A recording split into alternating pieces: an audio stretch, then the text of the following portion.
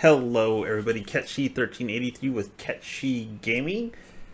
So, the day finally came for the highly anticipated Legend of Zelda Tears of the Kingdom, the direct sequel to Breath of the Wild. Now, we haven't had a direct sequel to a Zelda game since The Phantom Hourglass, which was a sequel to The Wind Waker. But it's not exactly a new phenomenon in terms of Zelda. The second Zelda, Link's Adventure, was a sequel to the very first Legend of Zelda, and I'm sure everyone knows this. I'm just gonna try to make a point. And then they have Majora's Mask, also a direct sequel to the Ocarina of Time. But it's been a while since we actually got a direct sequel. And with a direct sequel, it sort of has some baggage that comes with it. So I figured a lot of what would be in Tears of the Kingdom would be very similar to Breath of the Wild. And I'm not wrong in that. The combat system and the controls are pretty much exactly the same, aside from the abilities that you do not get via the Sheikah Slate. They have whole new abilities this time around. So I don't want to be tiptoeing around things because I know if I say something negative, the Zelda fans will come down on me. Trust me, guys, I am one of them. I anticipated this game. I even have a collector's edition. I already had an OLED, so I did not buy that version, but I do have the amiibo, and I pre-ordered the limited edition guide. Don't really need a guide with the internet, but I did it anyways. I feel like I don't need to espouse my fandom, but it's the internet, so it is what it is. So far, I'm enjoying myself a lot with the game. There's a lot to do, and it just keeps adding on to it, which isn't necessarily a bad thing. There is such thing as too big of a game, and I'm sort of wondering if this might border on that sort of scope in terms of its size and amount of things you can do in the game. But one of the things I definitely wasn't sure about and was wondering how they would handle it is the whole entire mechanics of it with the whole shrines. And in this, they actually just reuse that same shrine mechanic. They just move the shrines around and they have different puzzles based on the different abilities. And I waited till I did a dungeon before I decided to do this sort of impressions. And so far, I'd say even the story is kind of following along the same lines as it did in the previous one, where you wake up, you go to the four shrines, you get your four abilities, and then you go into the world proper. This one has a little bit more linearity at the beginning, where you sort of need to do some of the stuff first in order to get the things you need to do the other dungeons, such as the glider. But after that, you just go wherever you want. But when I did the dungeon, there was an aspect that I found was way too similar to Breath of the Wild in that you go to one of the villages with the respected race. This in case the Rito. You go and you find the champion of whatever race, and you go and do the dungeon with them. Not exactly the same as Breath of the Wild, where you found the champion of whatever member of the race, and they got you into the Divine Beast. This one, they actually accompany you, which is a nice change. Now, in this case, Tulin is with me, and they have a way for him to follow you outside of the dungeon as well, which is actually really nice. And having that character there with you, especially Tulin, because he's an archer, is just a godsend in this one. A lot of the abilities, actually, other than maybe one, aren't exactly meant for combat. They're meant for puzzle solving. Well, one kind of is, but not in the sense that it can be used with, say, like the Magnesis, which, yes, can be used for both combat and puzzle solving. It sort of helps you amplify weapons and it helps you with combat that way. But I feel like the gameplay just a little bit is too formulaic, even though, yes, we've only had Breath of the Wild, but it's following a very similar pattern with that. You find the shrines, you do the puzzles. It even pretty much starts out the same. Like I said before, you wake up and you go to the 4 shrines and get your 4 abilities. Pretty much parallel to that of Breath of the Wild. Didn't detract from it too much. It was just extremely noticeable to me, at least. Abilities are different enough that it doesn't really matter. So 2 of the abilities, Recall and Ultra Hand, are similar to 2 of the previous abilities in Breath of the Wild, that being Kinesis and Magnesis. The abilities that you get from the shrines at the beginning of the game are definitely there, what feels like pretty much for puzzles, except for the fuse. They're not really all that useful for combat, except for maybe Recall to some degree. But Ascend and Ultra Hand, you could probably find a way to use Ultra Hand at the very least to do something as well, like drop an object on somebody. I haven't tried it yet. That's probably the extent of its use. It's not nearly as fluid as Magnesis was, where you can just grab a metal box or metal object and just start swinging it and devastate the lesser creatures and even guardians with it. But overall, with the new abilities, some of these dungeons are slightly challenging. I feel like they would be better if they had better instructions, because I definitely came across multiple situations already where I'm like, how does this work? And you have a sort of, let's call them what they are, robot. They said you can do these things, and I'm like, well, it doesn't tell me how. And I didn't figure out I could use fans on the back of a boat that I built just by striking it. They didn't mention that part. I didn't watch anything from Nintendo. I went in this as blind as possible. So I didn't know I had to strike it. And I did it out of frustration. I'm like, oh. And I felt kind of dumb after I did that.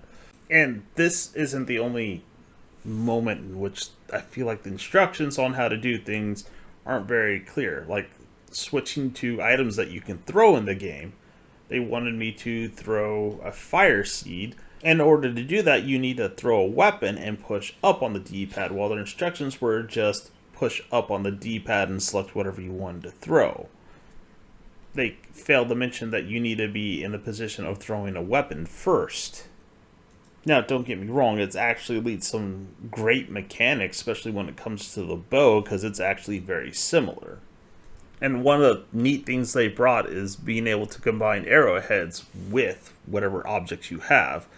And out of curiosity, I combined a Keese eye to my arrows, and it turns out it makes the arrow automatically seek out a target and headshot them, which I thought was just neat. I wonder if it works on other things. I haven't tried it yet.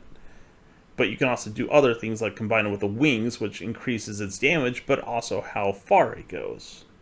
Now, the one point of sort of contention I might have with the new abilities is the fuse. So you can more or less fuse weapons with various objects around the game. You can fuse a sword with a mushroom for whatever reason. It'll increase your attack by 1 at the very least.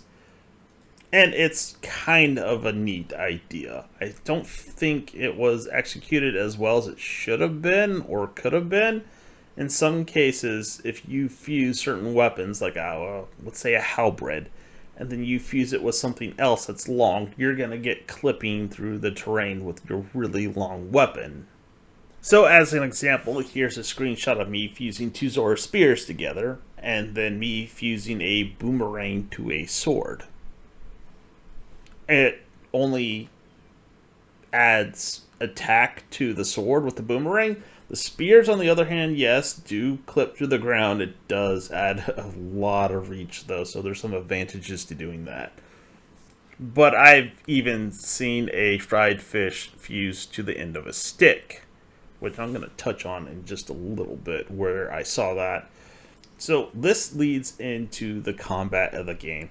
It is definitely a lot heavier than it is in Breath of the Wild, and a lot of that has to do with not having certain abilities, let's say the bombs, the kinesis, even magnesis to some degree. And I didn't realize how much of a crutch those were to me when dealing with just basic enemies. I mean, I got really good at fighting Lionel, which outside of kinesis, they do not care if you threw bombs at them at all. And you could sort of kind of get away with bashing them with metal objects, but not too much.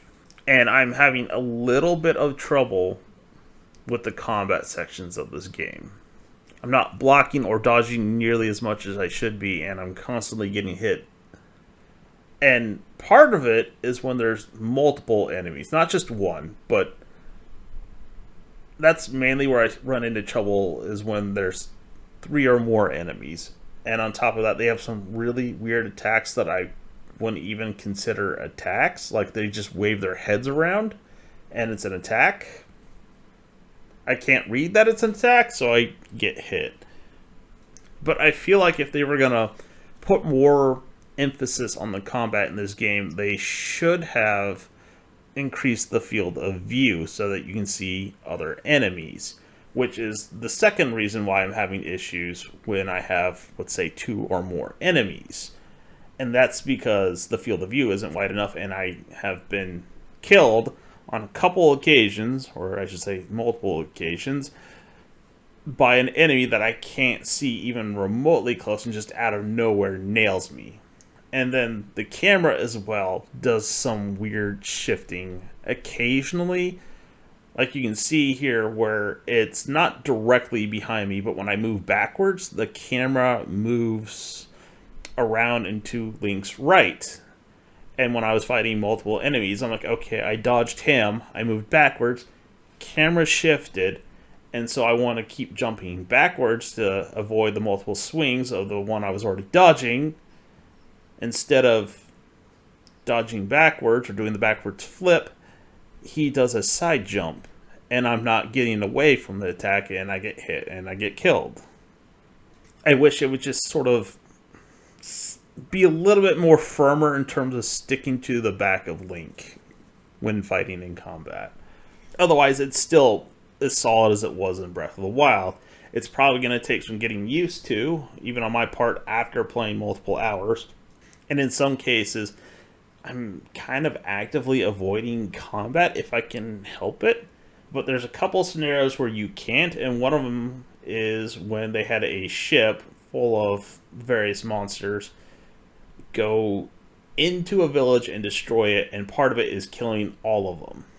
Now, this sort of leads to a different problem that I'll touch on briefly, and that is it definitely increased the difficulty from some just basic red and blue, and they just went right to black for whatever reason. That might just be part of the scenario. I don't know. I only had 10 hearts at the time, and a black bokoblin with a stick with a fish on it can knock down 7.5 hearts, 6.5, something around there, with one swing. So if I'm not careful, they can easily two-shot me. While Lizlos, which they had a black one, can one-shot me, or is a blue one. Either way, it has a giant blade on its head. It did a weird attack that I couldn't tell was an attack. Can kill you in one hit with its blade on its head. And this one took me a while to do because they're black bokoblins, and my weapons aren't up to that scale to fight them, and the weapons they do have are just sticks with a fish on it.